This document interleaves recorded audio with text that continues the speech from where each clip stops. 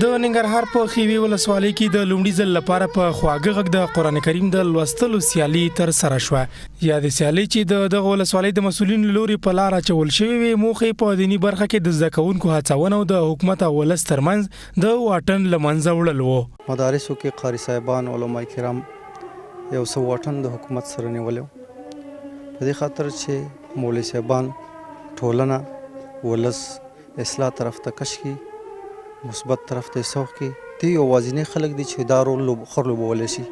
دغه پروګرامونه ډیر زیات تاثیر لري او زموږ د ټولو مسؤلینو نه هیله همدا ده چې دغسې پروګرامونه په لاره باندې واچوي چې د ځوانان خپلو حقوقو څخه خبر شي، د نورو د حقوقو څخه خبر شي، بیا به ټولنه کې خپله اصلاح راځي. بلخوا د یادو سیالیو ګډونوال زده کوونکي هم له دې سیالۍ خوښ دي او دغه راز د نورو سیالیو جوړولو غوښتنه کوي. موږ ډېر خوشحاله یو چې داسې دین مو زده کړی دی او ډېر ګټور دی او موږ له همداسې خوند راکوي چې نورو ته یې مې وښایي او خپله هم پرې عمل وکړو. موږ دې پروګرام نه ډېر خوشحاله یو، باید دا ډیر مخته لاړ شي. د یادولو ده چې تېره ورځ هم دغه ولایت روداد ولسوالۍ کې د مدارسو د زده کوونکو ترمنځ د حسن قرائت سیالي ترسره شوه.